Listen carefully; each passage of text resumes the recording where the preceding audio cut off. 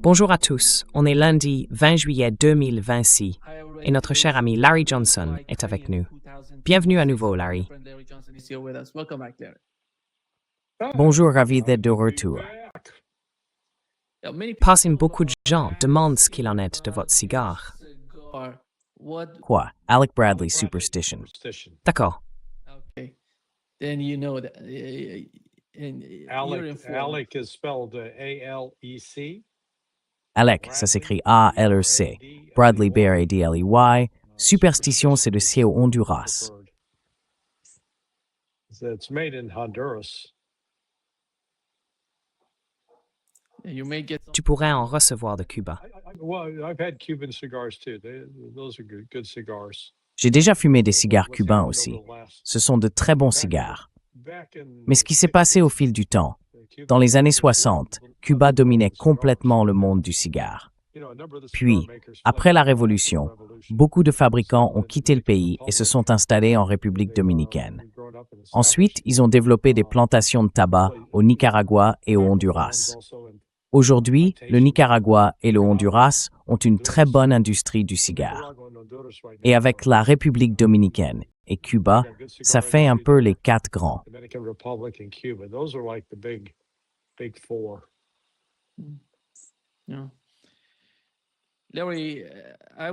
Oui, Larry, je voudrais commencer par ce qui se passe en mer Rouge. Enfin, on voit que le Yémen sort de l'ombre et impose un blocus à l'Arabie saoudite. Oui, Reuters a rapporté que ce nouveau blocus contre l'Arabie saoudite exercerait une forte pression sur l'économie mondiale. En gros, ils expliquent que les exportations de pétrole saoudien vers l'Asie vont baisser d'environ 7%, ce qui pourrait provoquer une véritable catastrophe. Et vu la situation économique et la crise actuelle, ça risque de peser lourd sur le marché mondial. Parce qu'en ce moment, on a deux problèmes. D'un côté, l'État ne fonctionne plus à cause de la guerre. Et de l'autre, le blocus du Yémen accentue encore la pression. J'imagine que certains de ces pétroliers devaient aller vers le Japon et la Corée du Sud pour soulager un peu la pression sur ces deux alliés des États-Unis. Mais revenons à ce que fait le Yémen en ce moment. Comment comprends-tu le moment Z pour cette action? Well, I guess the Saudi blockade is continuing. Eh bien, je suppose que le blocus saoudien continue pour l'aviation. Du coup, les Houthis ont dit « Très bien, on va mettre la pression ». Et je pense que c'est coordonné avec l'Iran, parce que hier, l'Iran a frappé un pétrolier saoudien qui essayait de passer par le détroit d'Ormuz en empruntant la voie omanaise. Alors maintenant, toute l'attention se tourne vers le Pakistan. Est-ce que le Pakistan va appliquer son accord de sécurité mutuelle ou pas?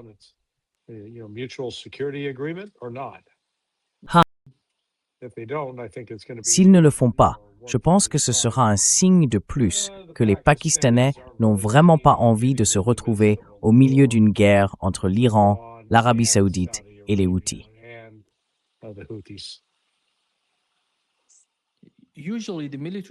En général, un pacte militaire s'applique quand on est attaqué. Mais si vous imposez un blocus à un pays et que ce pays décide de riposter, est-ce que cette situation entre dans le cadre du pacte militaire entre les deux pays? Oui, c'est possible. Tu as raison. On peut dire que ça ne devrait pas être le cas, mais encore une fois, il ne faut pas chercher à être trop logique avec ce genre de choses. Il y a aussi une part d'émotion, quelque chose de plus personnel.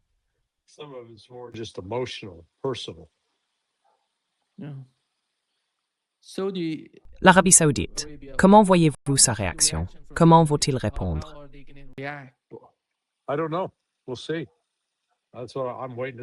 Je ne sais pas, on verra bien. J'attends de voir ce qu'ils vont faire. Est-ce qu'ils vont essayer d'en rajouter ou au contraire de calmer le jeu? Personnellement, je pense qu'ils vont chercher à se calmer, qu'ils n'ont pas envie d'envenimer la situation. Parce que s'ils montent d'un cran, ils prennent le vrai risque de perdre Yanbu à cause de missiles balistiques tirés par les Houthis ou depuis le Yémen. Donc à mon avis, ils vont essayer de faire marche arrière, de faire retomber la tension, parce qu'ils ont besoin de cet argent qui arrive par Yanbu. They need that cash that's flowing in through Yanbu. Ça veut dire qu'ils vont, d'une manière ou d'une autre. Ce serait humiliant s'ils décidaient de dire « Nous allons lever le blocus sur le Yémen ». Quelle serait alors la position de Washington? Peut-être dans l'esprit de ce que Donald Trump aurait pu défendre, d'une certaine façon.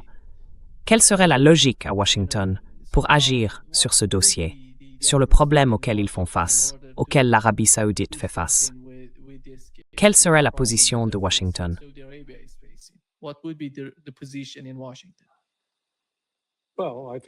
Eh bien, je pense que Washington, comment ça? Qu'est-ce que vous voulez dire? Envoyer, par exemple, un groupe aéronaval là-bas pour affronter les Houthis.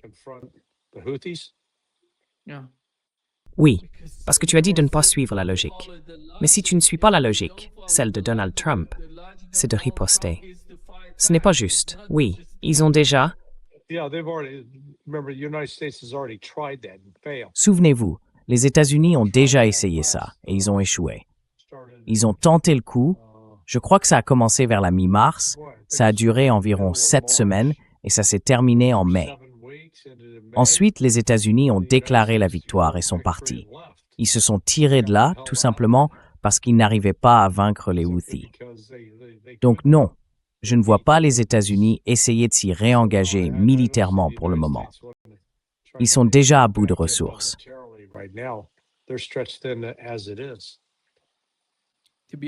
Pour être honnête, je ne sais pas vraiment ce que ça veut dire, vaincre militairement les Houthis. Et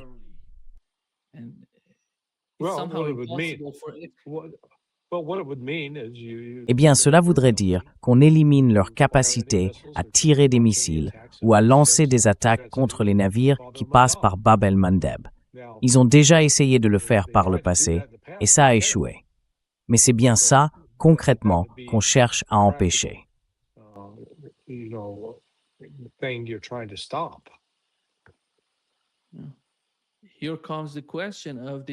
Voilà, on en vient à la question de la géographie du Yémen. Vous vous souvenez des difficultés qu'ont eues les États-Unis à frapper leurs cibles. Ils n'avaient presque plus de cibles quand ils ont décidé de vaincre le Yémen, de vaincre Al-Sawla. Le problème serait exactement le même si quelqu'un décidait de faire quelque chose contre le Yémen.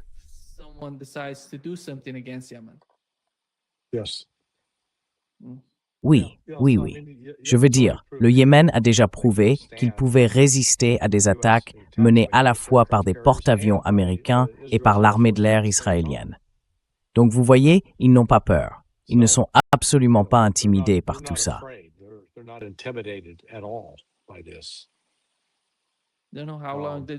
Larry, en général, combien de temps faut-il pour voir les répercussions de la mer Rouge sur le marché du pétrole?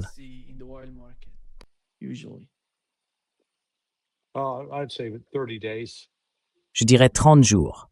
Parce que souvenez-vous, les navires qui sont déjà en mer Rouge et qui remontent vers le canal de Suez, ceux qui transportent du pétrole, eh bien, ce pétrole-là, il faudra peut-être encore une trentaine de jours avant qu'il n'arrive à destination. Peut-être un peu moins.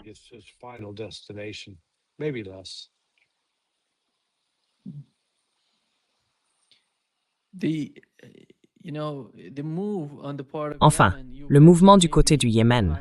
Vous avez évoqué l'idée qu'il pourrait y avoir en coulisses une certaine coordination entre les différents acteurs de la résistance. Est-ce que vous le pensez vraiment? Et comment cela pourrait-il influencer la position américaine dans la guerre contre l'Iran? Comment cela pourrait-il affecter la situation en mer Rouge? Et puis, en quoi le blocus en mer Rouge et celui imposé à l'Arabie saoudite influencent-ils la guerre entre les États-Unis et l'Iran?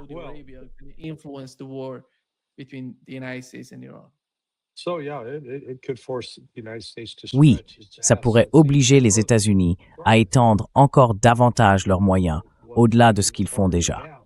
Surtout si les Saoudiens disent « Hé, on a besoin de votre aide, il faut rouvrir le détroit d'Ormuz ». Dans ce cas, les États-Unis se retrouveraient de nouveau en mer Rouge.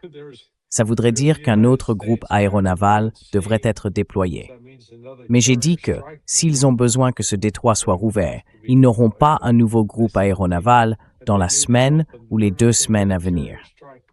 ils devront peut-être en détacher un qui est déjà en mission. Au large des côtes iraniennes, ce qui réduit la puissance aérienne de combat. Non, ça va clairement compliquer les réactions et les représailles des États-Unis.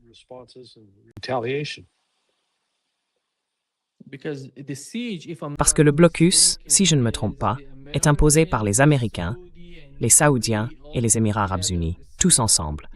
Ces trois pays coopèrent d'une certaine manière pour faire respecter le blocus contre le Yémen. C'est bien ça? Oui, c'est ça. Je le pense, oui.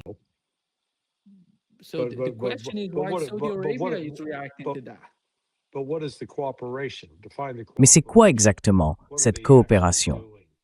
Définissez-la. Qu'est-ce qu'ils font vraiment à part discuter? Je veux dire, est-ce qu'ils font quelque chose de concret? Est-ce qu'ils déplacent des troupes, des navires? Est-ce qu'ils lancent des frappes aériennes? Est-ce qu'ils font tout ça? Pour l'instant, non.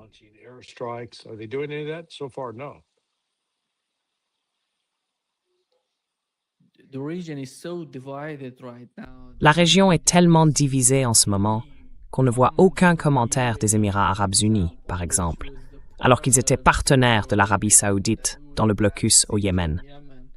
Ils n'ont rien dit à ce sujet.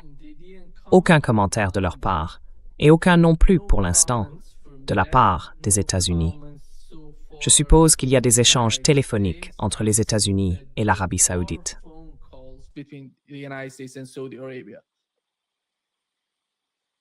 Oui, je suppose que oui.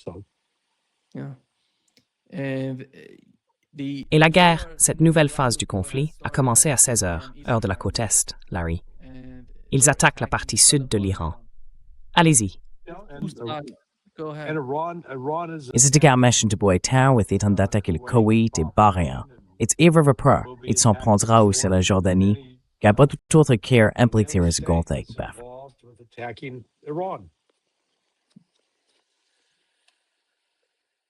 It's Yusuf, Themi. Il y a en gros une reconnaissance implicite qu'il y a eu plus d'une centaine de victimes au cours des 2 dernières semaines.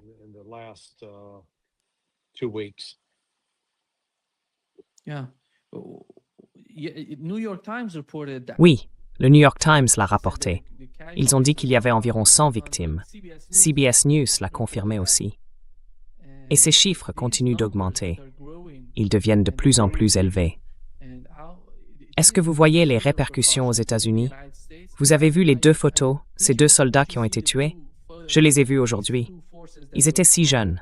La jeune femme avait 19 ans. C'est incroyable.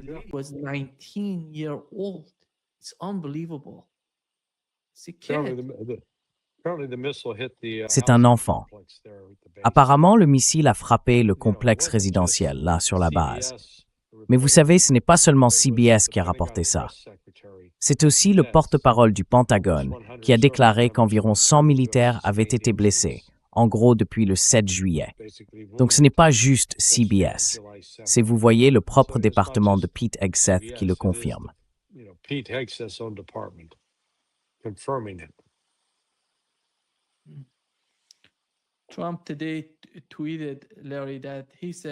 Trump a tweeté aujourd'hui, Larry. Et il a dit, attendez, je vais vous lire son message. Il dit, pour chaque attaque contre une force américaine, nous allons riposter. Et oui, chaque fois que l'Iran tue un soldat américain, il paiera ce meurtre plusieurs fois. Cette directive a été transmise au secrétaire à la guerre, Pete Hegseth, au chef d'état-major interarmé, Daniel Kane, ainsi qu'à tous les responsables militaires. En ce moment, il y a 2 aspects à la situation. L'un d'eux, c'est l'escalade. Et j'ai l'impression que dans les prochains jours, on va assister à une escalade dévastatrice entre les 2 camps, parce que tout est en train de s'enflammer.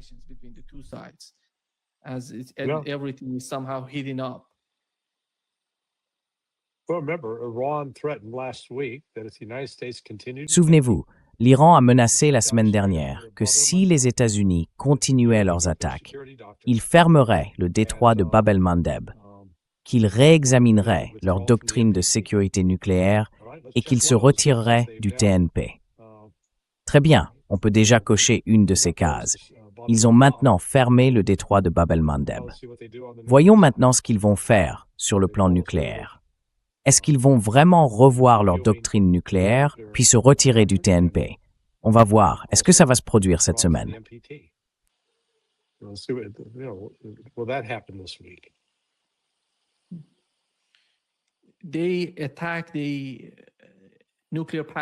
Ils ont attaqué la centrale nucléaire de Darkovin, dans sa partie ouest, dans la province du Khuzestan.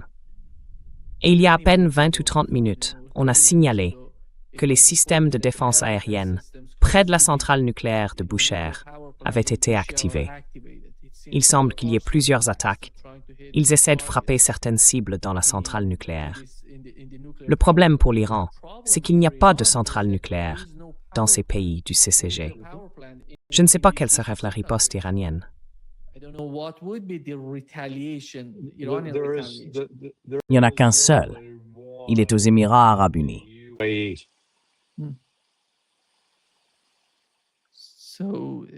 C'est pour ça que je pense que les Émirats arabes unis ont un peu paniqué en se disant « il faut qu'on mette fin à cette guerre. Cette escalade ne va rien nous apporter. Il faut qu'on fasse quelque chose, non ?»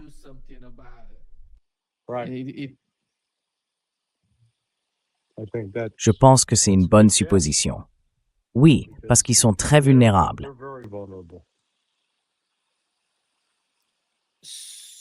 Pensez-vous que la guerre pourrait atteindre Israël?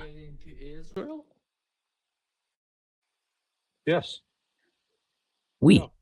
Si les États-Unis continuent de stationner leurs ravitailleurs KC-135 et qu'en plus ils y ajoutent des chasseurs F-16, Israël va se faire frapper. Ils sont en train de se transformer en une énorme cible bien visible.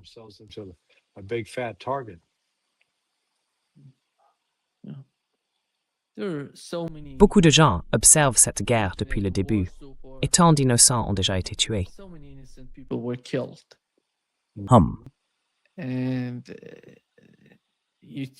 Et quand on regarde la situation en Iran, quand on voit les images, et puis d'un autre côté, ces deux soldats, ces deux membres des forces armées qui ont été tués, on voit ces gens, Larry, qui essayent simplement de comprendre la logique de ces politiciens. Ils ne se soucient pas de ces gens ordinaires qui sont tués, ou d'une manière ou d'une autre, qui perdent la vie. Ces gens-là, leur façon de penser, franchement, c'est incompréhensible pour moi.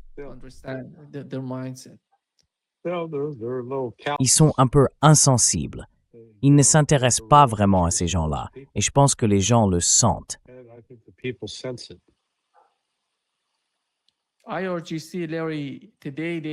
Larry, aujourd'hui, le corps des gardiens de la révolution islamique a publié un communiqué.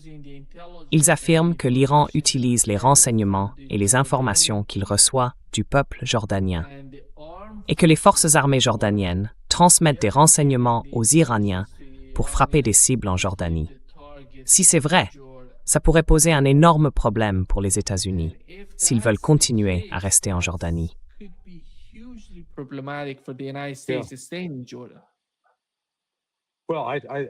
Eh bien, je pense que les États-Unis sont finalement contraints de quitter la Jordanie, tout simplement à cause des différentes frappes de missiles et de l'absence d'une défense aérienne réellement efficace.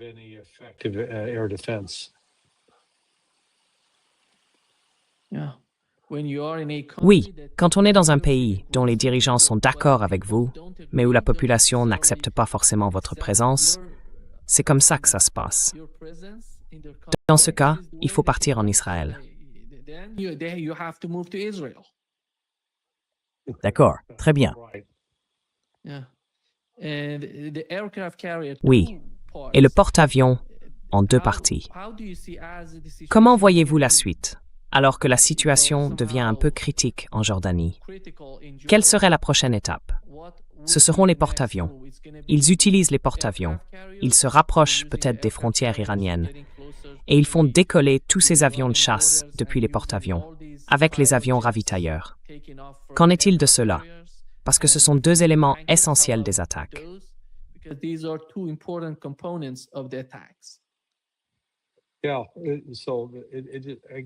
Oui. Alors encore une fois, tout dépend d'où ça partirait. Je ne pense pas qu'ils essaieront de venir des deux côtés, mais c'est possible. Les navires, enfin, plutôt les avions embarqués sur les navires au sud, eux, ils ne tenteraient sans doute pas le coup, parce que traverser tout l'Iran, ça voudrait dire qu'ils devraient se ravitailler en vol au-dessus du pays. Et là, l'Iran les descendrait. Donc, à mon avis, c'est pas faisable.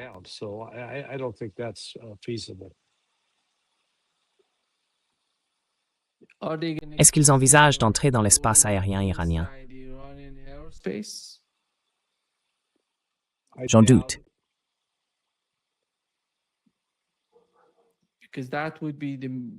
Parce que si leur objectif, encore une fois, c'est de frapper des villes comme Téhéran ou celles situées dans l'est de l'Iran, ils doivent pénétrer dans l'espace aérien iranien. Sans ça, leurs attaques ne peuvent pas atteindre la cible.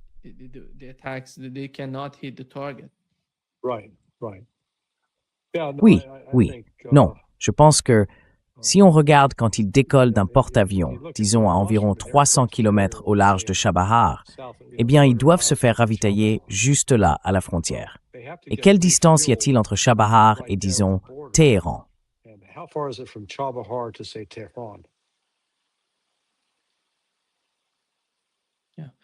De Chabahar à Téhéran. Oui, c'est ça. Je peux pas dire, je ne sais pas. Attendez, je vais vérifier. Oui, ça va être... Laissez-moi juste regarder ici. Oui, ça va faire 1800 km.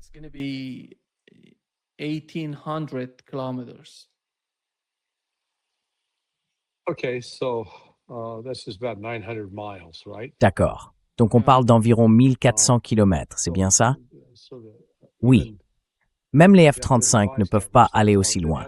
Ils devraient tirer un missile Tomahawk, et un Tomahawk ou un missile JASSM peut parcourir, allez, peut-être quelques centaines de kilomètres. Donc c'est compliqué. Le meilleur moyen d'atteindre Téhéran, ce ne serait pas par le sud, mais plutôt par le nord, depuis l'Arménie ou l'Azerbaïdjan.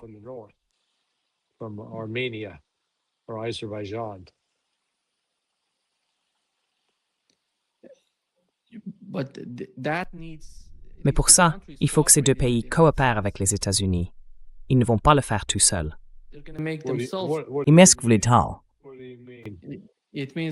Ça veut dire qu'ils vont devenir la cible de l'armée iranienne, de l'aviation iranienne, ou encore des missiles et des drones iraniens, s'ils se mettent dans cette situation. Oui, enfin, oui. Donc je ne vois pas faire ça. Non. Voyez-vous un scénario dans lequel l'administration Trump enverrait ses avions de chasse ou ses avions ravitailleurs en Turquie ou en Azerbaïdjan?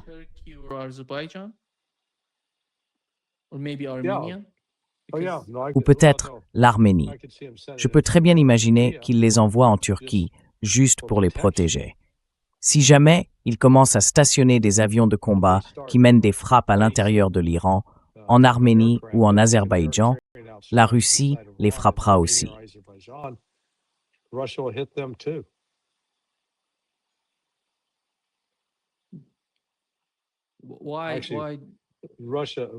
Pourquoi? En fait, la Russie, enfin je veux dire l'Iran, les frappera aussi. Je pensais à la Russie, là-haut au nord, mais l'Iran peut le faire aussi. Vous savez, l'Arménie est tellement petite en comparaison, et même l'Azerbaïdjan, c'est à peine 10 millions d'habitants. Donc oui, l'Iran les frapperait aussi. Et je suis sûr qu'ils auraient coordonné ça avec la Russie.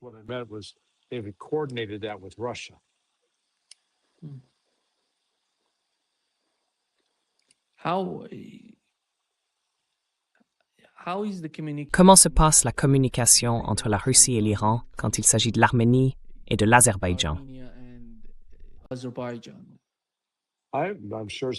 Je suis sûr que c'est un sujet dont Araqchi, Sergei Lavrov et Poutine ont parlé.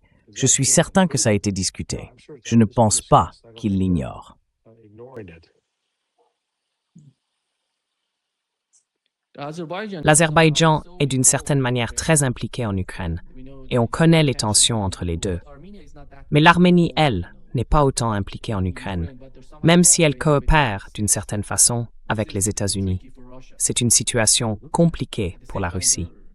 En même temps, leur attention est surtout tournée vers l'Ukraine.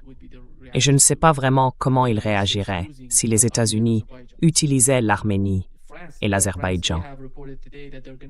Air France a annoncé aujourd'hui qu'elle allait suspendre ses vols entre la France et Riyad, en Arabie Saoudite, jusqu'au 25, donc pendant environ 5 jours.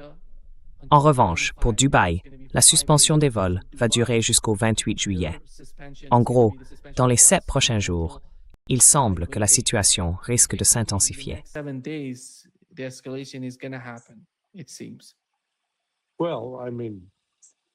Eh bien, je veux dire, comment tu appelles ce qui se passe en ce moment? Moi, j'appellerais ça une escalade. Les États-Unis mènent de plus en plus de frappes aériennes et l'Iran n'attend pas. Il lance déjà des frappes en représailles sur le Koweït et Bahreïn.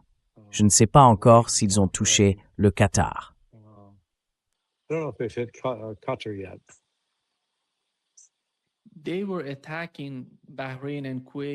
Ils attaquaient Bahreïn et le Koweït sans arrêt, vraiment sans arrêt aujourd'hui. Et je me demandais s'il restait encore des HIMARS sur place pour être utilisés contre l'Iran.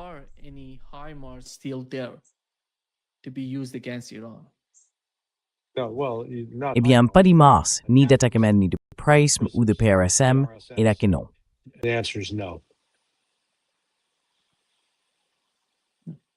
Donc en gros, ils ont perdu tout ce qu'ils avaient.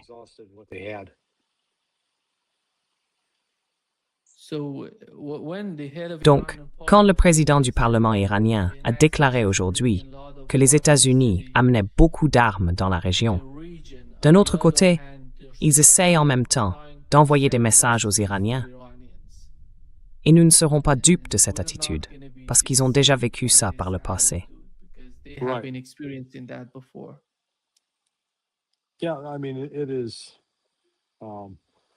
Oui, enfin, le problème, c'est que l'Occident ne comprend tout simplement pas l'Iran. Ils pensent qu'il suffit de leur mettre la pression économique, un peu de pression politique, militaire, et que d'accord, ils vont céder. Non, pas du tout. Les gardiens de la révolution sont très déterminés et ils ne vont pas fuir. Donc non, je pense que les États-Unis devront, tôt ou tard, se rendre à l'évidence. On ne peut pas vaincre l'Iran.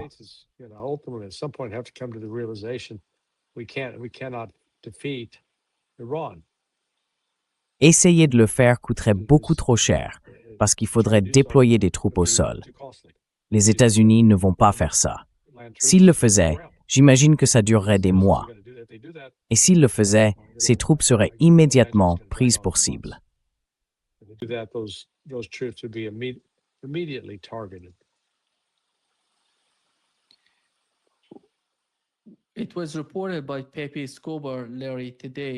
Pepe Escobar a rapporté aujourd'hui, Larry, qu'il se passe quelque chose de sérieux au Pakistan. Voici ce qu'il a écrit. C'est une lettre spéciale du dirigeant Mujtaba Khamenei adressée aux responsables pakistanais et remise aujourd'hui à Islamabad par l'un de ses conseillers spéciaux. L'essentiel à retenir, c'est que l'Iran envisagerait une pause de 10 jours pour discuter d'un arrêt plus long, peut-être de 60 à 90 jours. C'est la réponse iranienne aux appels répétés de Trump au maréchal Asim Munir. Ce qu'on ne sait pas, c'est quelles étaient les exigences de l'Iran pour envisager ne serait-ce qu'une pause de 10 jours. Voilà le rapport. Et aujourd'hui, on a appris, enfin je ne sais pas si ces informations reflètent vraiment la réalité de ce qui se passe, qu'à la fois le ministre iranien des Affaires étrangères et le ministre de l'Intérieur se sont rendus au Pakistan. Je me demande bien de quoi il s'agit exactement.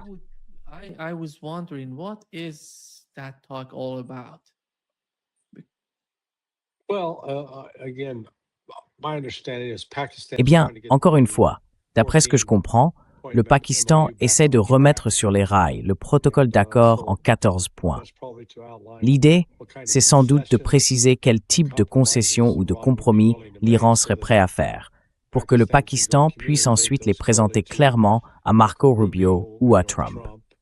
En gros, on dit simplement aux Pakistanais, qui jouent les intermédiaires, voilà notre position, on ne bougera pas au-delà de ça. Et après, c'est à eux d'aller le vendre. then they have to go sell it. If Iran accepts a ceasefire, Si l'Iran accepte un cessez-le-feu, je pense qu'il ferait une erreur. Ils n'ont pas tiré les leçons de ce que la Russie a fait jusqu'à présent en Ukraine. La Russie a refusé le cessez-le-feu. À chaque fois qu'on parlait d'un cessez-le-feu, ils savaient que s'ils en acceptaient un, l'Ukraine en profiterait pour se renforcer, se préparer à riposter et s'armer pour une guerre plus dure, plus violente contre la Russie. Mais je ne sais pas ce qui se passe du côté iranien. Je ne sais pas quelle est leur perception. Est-ce qu'ils apprennent de ce qui se passe en Ukraine?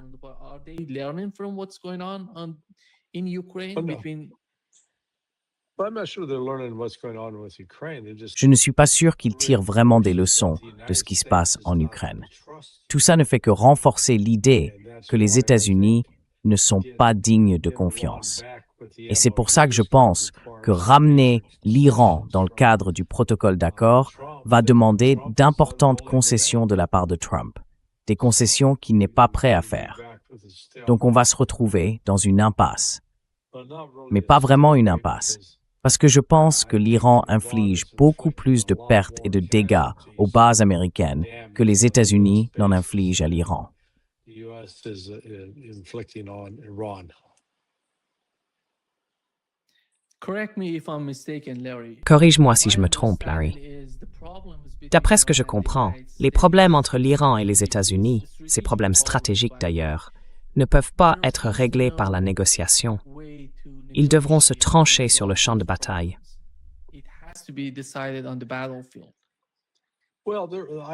Eh bien, je dirais qu'il y a une façon de négocier, mais ça demande une volonté que Donald Trump refuse de montrer. Du coup, il ne reste qu'une seule autre option, se battre jusqu'au bout.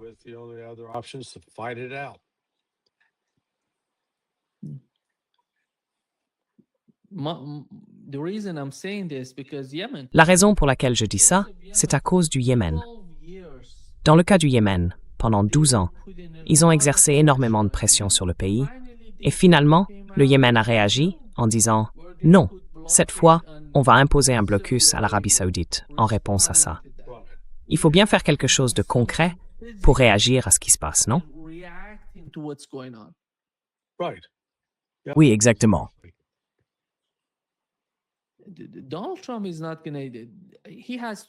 Donald Trump ne va pas. Il lui reste 2 ans, un peu plus de 2 ans, avant la fin de sa présidence. Et pendant ces 2 années, quel serait son plan? Est-ce qu'il se préoccupe de la suite pour lui, ou est-ce que tout tourne autour de l'argent?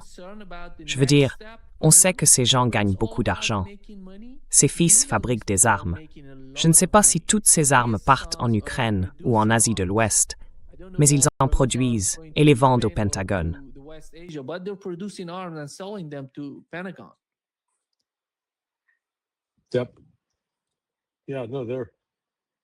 Oui, tout à fait. Non, il n'y en a pas. Mais je pense que ce que vous cherchez, c'est une stratégie d'ensemble. Est-ce qu'ils ont une stratégie? La réponse est simple, non, ils n'en ont pas. Il n'y a donc aucune vision stratégique derrière tout ça.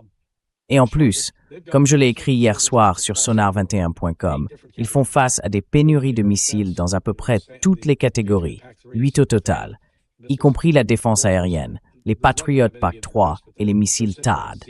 Mon Dieu, il y en a même presque plus en production. C'est quasiment à zéro. Si on regarde les missiles tirés par le système HIMARS, eh bien, les attaques MS ne sont plus fabriquées et leur portée est limitée, environ, disons, 300 km. Donc voyons, les attaques MS vont jusqu'à 190 km et les PRSM, eux, atteignent 300. With the ATACMS, they go 190. With the PRSM, they go 300. And the PRSM is done. Et le PRSM, c'est terminé. Donc ils ne peuvent même pas, si jamais ils tirent les attaques MS depuis les batteries au Bahreïn ou au Koweït, eh bien ça ne va pas très loin. Les attaques MS atteignent à peine l'Ukraine depuis le Bahreïn. Et encore une fois, leur portée reste limitée vers l'Iran s'ils se contentent de viser des cibles terrestres. If they just stay to land targets.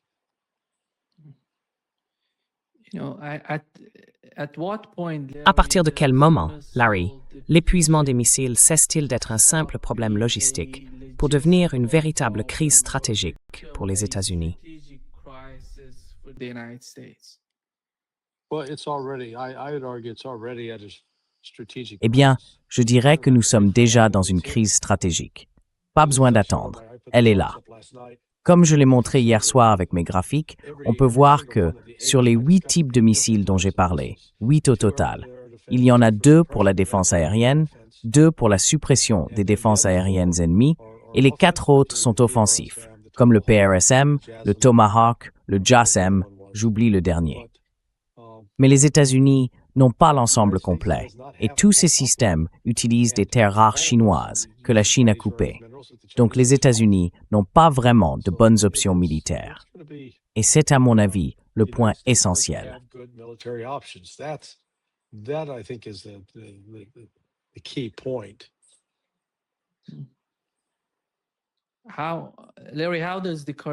Larry, comment le rythme actuel de consommation de missiles influence-t-il la capacité des États-Unis à dissuader la Chine dans l'Indo-Pacifique, tout en faisant face à l'Iran au Moyen-Orient? Well, let's take the Tomahawks. Ostensibly, Prenons l'exemple des Tomahawks. En théorie, il y en a 3000, donc on les répartit équitablement. 1000 pour le commandement central, 1000 pour le commandement européen et 1000 pour le commandement du Pacifique. Le commandement européen a donc 1000 missiles pour faire face aux Russes. Ensuite, on regarde du côté du Pacifique. Là aussi, 1000 missiles pour gérer la Chine. Il reste donc 1000 pour le commandement central.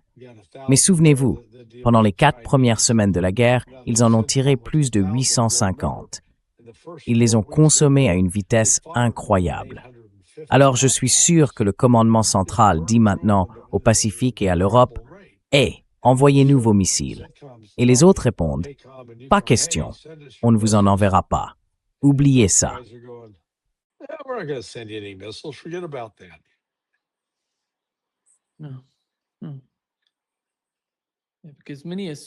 Parce que beaucoup pensent que le budget de la défense américaine peut combler n'importe quel manque. Alors, pourquoi le Pentagone ne peut-il pas simplement augmenter la production assez vite pour répondre aux besoins en temps de guerre? Well, because they don't have. Eh bien, parce qu'ils n'ont pas les terres rares. Et ces terres rares, pour les raffiner, ça coûte vraiment très cher. La Chine est à peu près la seule à le faire. Elle contrôle, je crois, environ 94% du marché.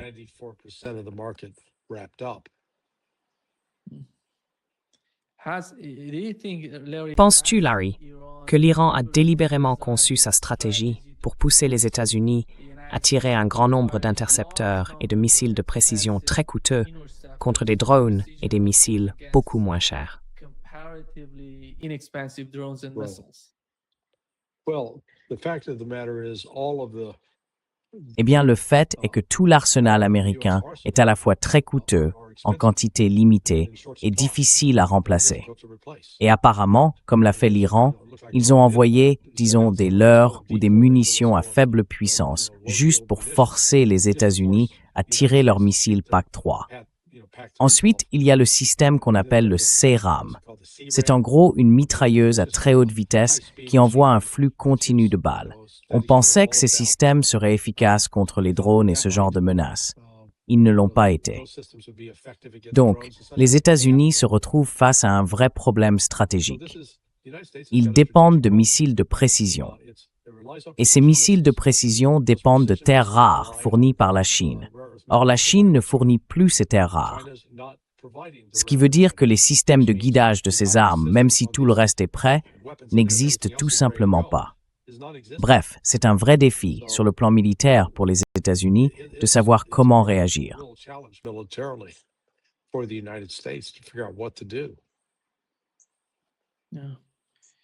Oui.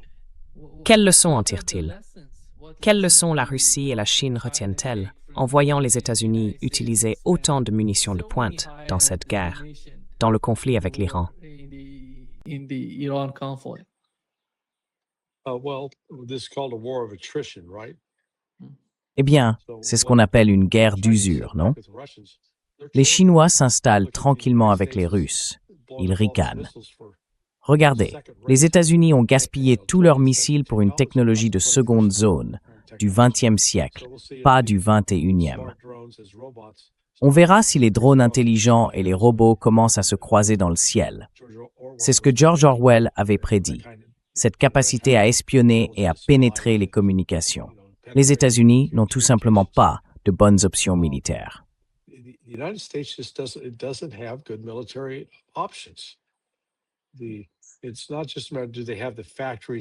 Ce n'est pas seulement une question de savoir s'ils ont les usines pour fabriquer les différents systèmes d'armes. Il manque aussi de terres rares, indispensables pour les systèmes de guidage, et tout aussi essentielles pour les revêtements, afin que les avions ne se détruisent pas eux-mêmes, par exemple. Donc je veux dire, il aurait fallu une vraie stratégie derrière tout ça. Et c'est pour ça qu'Andrei Martyanov insiste toujours sur la perte de la suprématie militaire. Il a écrit ça il y a 9 ans, et on le voit se réaliser sous nos yeux. Les États-Unis sont en train de perdre leur suprématie militaire.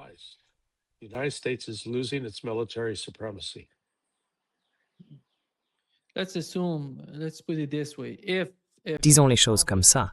Si le conflit se poursuit encore 6 à 12 mois, Larry, quelle capacité militaire les États-Unis seraient probablement obligés de rationner ou de prioriser?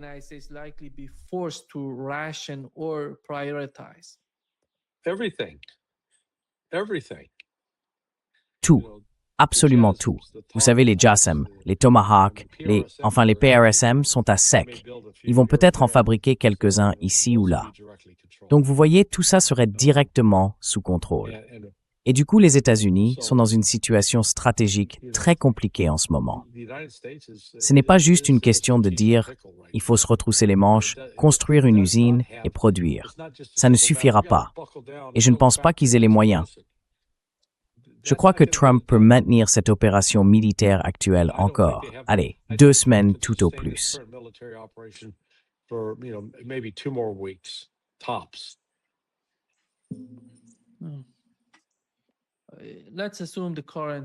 Imaginons que les tendances actuelles se poursuivent, Larry. Quelle décision stratégique Washington devra-t-il finir par prendre? Accélérer la mobilisation industrielle, réduire les engagements militaires à l'étranger, ou bien chercher, malgré tout, un accord négocié?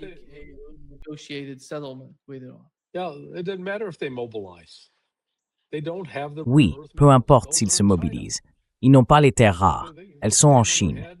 Ils peuvent faire ce qu'ils veulent, se mettre sur la tête et, je ne sais pas, jouer de l'accordéon avec les pieds, ça ne changera rien. Ça ne fera pas apparaître les terres rares. La Chine les détient. Tant que la Chine les garde, ils ne pourront pas fabriquer au moins 8 types d'armes. Des attaques MS, au Tomahawk, des JASSM, aux missiles ARM, jusqu'aux Harpoon. Tout le monde, sans exception, dépend des terres rares. Et encore une fois, ce n'est pas qu'on les extrait ici et qu'on les a sous la main. Le vrai enjeu, c'est le raffinage. La Chine contrôle 91% du raffinage, 14% de la production d'aimants dans le monde. Et ces aimants sont essentiels pour les avions de précision.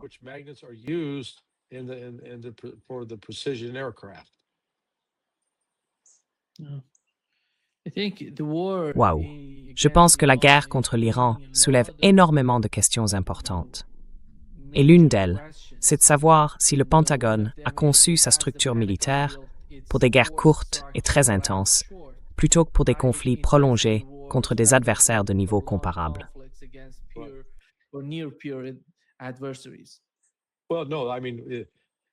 Eh bien non. Je veux dire, si on se retrouve en guerre contre un adversaire de même niveau, ce sera une guerre de haute intensité. Point final. Ce ne sera pas une guerre de basse intensité. Mais vous savez, j'étais là au moment de la création. C'était vers 1986-87. Oui, 87. Et à ce moment-là, la nouvelle administration Bush venait juste de prendre ses fonctions. It was 87. So you had the new Bush administration was just taking office. And let's see, no, Voyons voir. Non, excusez-moi. C'était plutôt au début de 89. Je suis arrivé au département d'État en octobre et on m'a convoqué à une réunion. Le type qui allait devenir secrétaire adjoint pour ce qui s'est ensuite appelé le SOLIC, les opérations spéciales et les conflits de faible intensité, était assis dans la salle et il dit « Bon, puisque la probabilité d'un conflit de haute intensité est la plus faible et celle d'un conflit de faible intensité la plus forte, on pense appeler ça le bureau des conflits de haute intensité. » Alors bon, d'accord. Vous voyez, beaucoup de choses relèvent juste de la sémantique.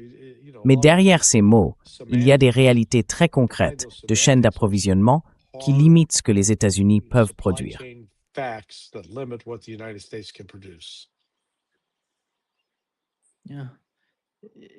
Oui, si on regarde la phase actuelle de la guerre et ce qu'on a vu jusqu'à présent, Larry, quelles armes semblent poser les plus gros problèmes? Les intercepteurs Patriot, les SM-3, les SM-6, les Tomahawk, les JASSM ou autre chose?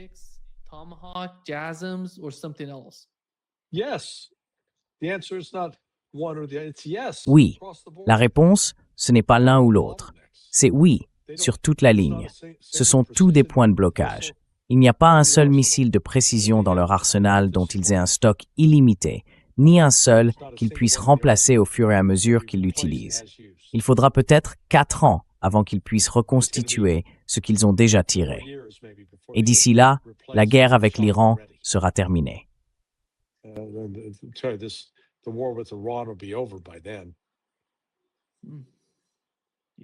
Tu veux dire dans 6 mois, ou peut-être dans 1 an, quelque chose comme ça? 4 ans. Enfin, je veux dire en 4 ans. Ouais. Non, je pense que tout ça va être terminé dans 2 à 3 semaines. Dans 2 ou 3 semaines, les États-Unis vont faire face à une pénurie d'approvisionnement encore plus critique. Et les autres commandements militaires, EUCOM et PACOM, vont râler en disant « Hey, nous alors, on a besoin des nôtres aussi. » Hey, what about us? We need ours.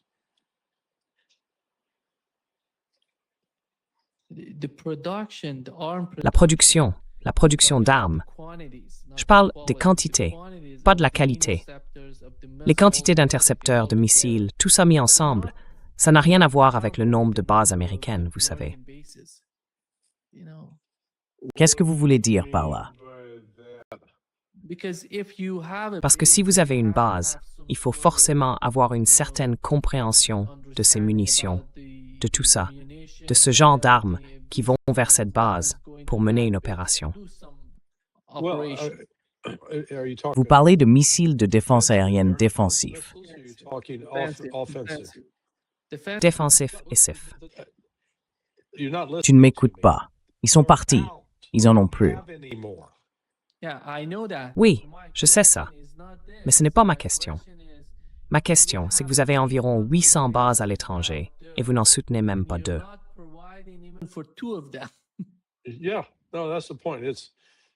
Oui, voilà, c'est exactement ça. Le système de défense aérienne est censé protéger, en ce moment, simplement protéger la Jordanie. Mais il ne fonctionne pas. Les PAC-3 qu'ils ont, ils n'arrivent pas à intercepter les missiles balistiques. Donc si une autre base américaine dans le monde se retrouve face à une menace de missiles balistiques, les États-Unis n'ont pas de système de défense aérienne vraiment efficace pour les abattre.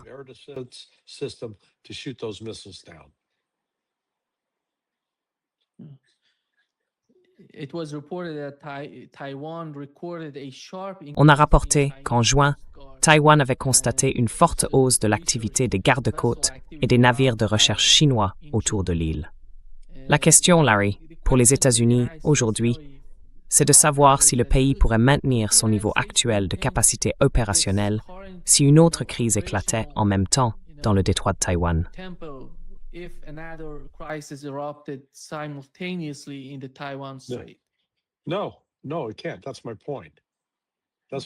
Non, non, c'est impossible. C'est justement ce que je veux dire. C'est pour ça que je dis qu'on a atteint un niveau critique maintenant, où les États-Unis n'ont plus assez de missiles guidés de précision, quelle que soit la catégorie, pour soutenir des opérations de combat, des opérations intenses pendant plus de 2 semaines. Je veux dire, souvenez-vous, en ce moment, il peut en rester 1000. Disons que le commandement du Pacifique en a encore 1000. Rappelez-vous que le commandement central en a utilisé 850 en 4 semaines. Vous comprenez que les quantités disponibles ne suffisent pas à soutenir des opérations de combat intenses contre un adversaire de même niveau. Et dans ce cas précis, on peut considérer que l'Iran est un adversaire de ce type. And in this case, we can call Iran a peer.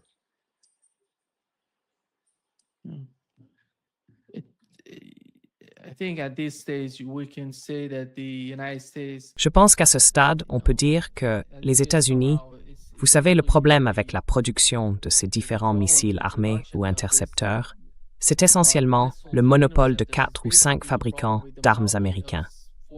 Ils dominent le marché, ils ont en quelque sorte un monopole aux États-Unis, et ils ne produisent pas tant d'armes que ça.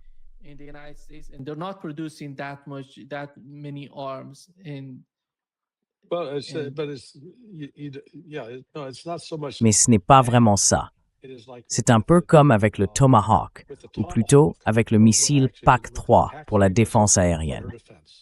J'ai entendu dire, je crois qu'il parlait d'une quarantaine de sous-traitants différents, que chacun fabrique 1 ou 2 pièces, ensuite assemblées par Lockheed Martin. Et chacune de ces pièces doit être testée pour la fiabilité et tout le reste. Donc ce n'est pas juste Lockheed Martin tout seul. C'est toute la chaîne d'approvisionnement, toute la chaîne de production industrielle, qui est tellement fragmentée, pas concentrée et tellement dispersée qu'ils ne peuvent pas faire de production de masse.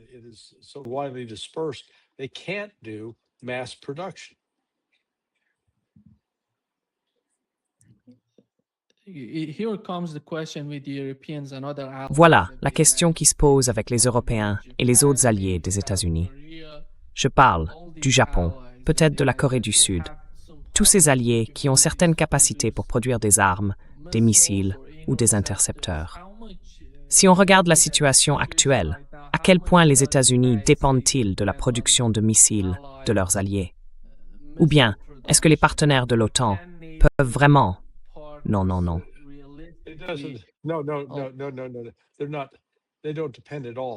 Ils n'en dépendent pas du tout. Les missiles de précision américains ne sont produits par aucun autre pays. Aucun n'a la licence pour le faire. Non, même s'ils avaient la licence, où sont les terres rares? Ils n'ont pas les terres rares. C'est ça, le point essentiel.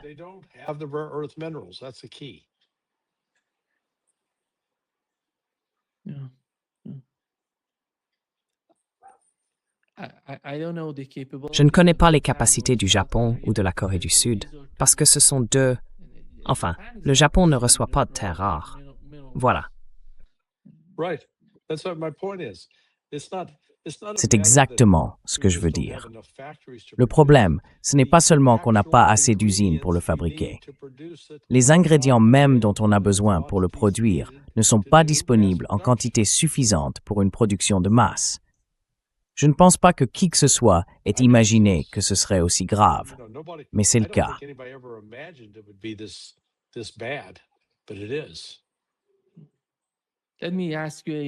Laisse-moi te poser une question stratégique, Larry.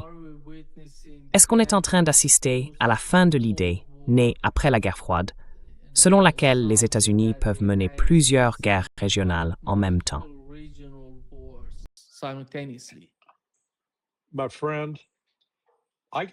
Mon ami, j'ai été viré de Fox News en 2003. Enfin, en réalité, ils n'ont pas renouvelé mon contrat. Ils ne m'ont pas vraiment viré. Je suis allé dans une émission qui s'appelait Hannity & Colmes. À l'époque, Hannity n'avait pas encore sa propre émission. Et on m'a demandé si les États-Unis pouvaient mener une guerre sur 2 fronts. Est-ce qu'on pouvait combattre à la fois en Afghanistan et en Irak? J'ai répondu non. Et j'avais raison. Ça fait 23 ans. La situation ne s'est pas améliorée.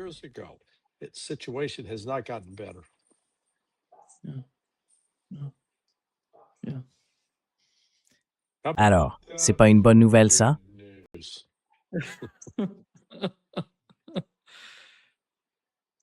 Larry, merci beaucoup d'être avec nous aujourd'hui et aussi demain à la même heure. But five, I can do Je 5 peux demain à 5 heures. 5. Très bien, mon ami. On se voit demain à 5 heures. Okay. All right, my À demain. friend. I'll see you tomorrow. Salut. 5 See you o'clock. tomorrow. See you tomorrow. Bye bye.